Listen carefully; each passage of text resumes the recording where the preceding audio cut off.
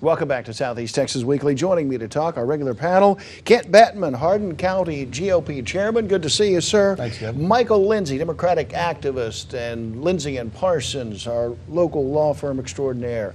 W.L. Pate joining us as well. Hezbollah. No, Beaumont City Councilman. I got this wrong here. Not Hezbollah. Did you say Beaumont City Councilman? Oh. Give us a quick word on the dynamics of the 2014 general election. We just spoke with Jolie Shipley.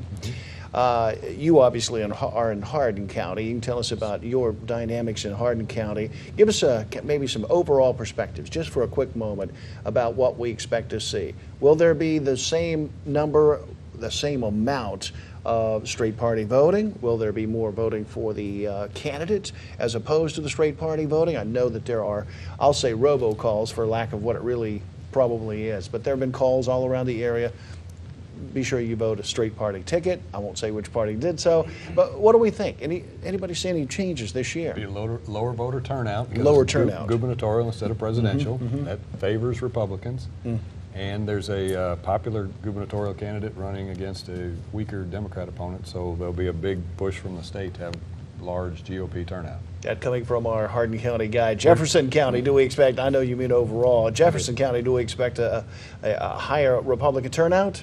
Well, I hope not personally. I think a larger voter turnout will favor the Democrats, and if we get the votes out, I think the things around our county will pretty much remain the same. W.L. Pate, do we expect any kind of shift in the demographics of our voting? Will there still be the same number of straight party voting that we saw just a few years ago?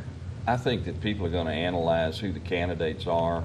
For the first time in a long time, we actually have people in Jefferson County that are running as Democrats and Republicans. You know, 34 years ago, 1980, the only two candidates that were Republican that were on the ballot in Jefferson County was Ronald Reagan and George H.W. Bush, and they were running for president. There wasn't a Republican running for anything in 1980. All the surrounding counties, too. And pretty much the surrounding counties. And then when Shane Howard got elected, tax assessor collector, that was the first time since Reconstruction that a Republican... Is there something morally superior in some way to voting for the guy or woman, as the case may be? Is there something in some way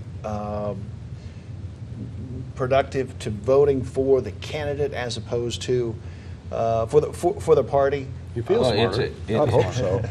I think it's incumbent, no pun intended, that the average citizen find out who the candidates are. I think this year we've got a lot of really great people that are running, and I think there's going to be people that will split votes rather than just, I mean, you're always going to have some people that are going to vote R.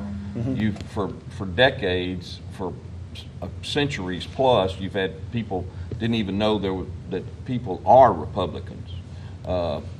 They just vote Democrat and didn't even know that anybody else was even on the ballot. All right. But I think you'll see a whole lot. I think you'll see some people that are going to vote for Democratic candidates for some positions, Republican candidates for some positions, and then some straight party, pretty much balanced. I think a whole lot more this time than in the past. Okay.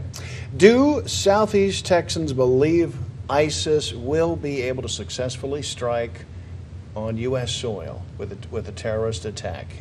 Do Southeast Texans believe that is going to happen? We just had the United States House of Representatives passing yesterday a bill that would provide funding for the training and arming of Syrian rebels to fight ISIS. What do we think about this matter of an attack? I don't have a whole lot of confidence in this administration picking the right side. Gaddafi gave up all his weapons of mass destruction thanks to President Reagan years ago. Now, was he a dictator? Absolutely. But there was some semblance of stability in Libya. Then when you fast forward, when President Bush leaves office, we had pretty much controlled Iraq. They had had free elections. President Obama's main focus was how fast can we get out of there, as opposed, and he totally eliminated anything from the general saying we need somebody there. Michael Lindsay, give me your thoughts on this question about terrorism on U.S. soil. Has this president adequately handled the his role as commander-in-chief? I think any U.S. president wakes up, and if we haven't had an attack the day before, he did his job yesterday. And I think that that's the gold standard by which every president is going to wake up every morning and be judged by. Do you believe that the Obama administration decided, let's arm and get the Syrian rebels attacking there so that they're not here, ISIS that is? I hope that's not the plan. And as far as arming people, I would have to say that I really haven't heard a mission that I thought was defined.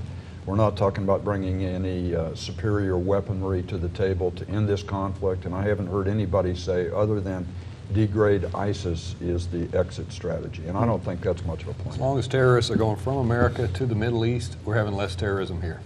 Okay, we got to take a quick break. We'll be back on Southeast Texas Weekly right after this break.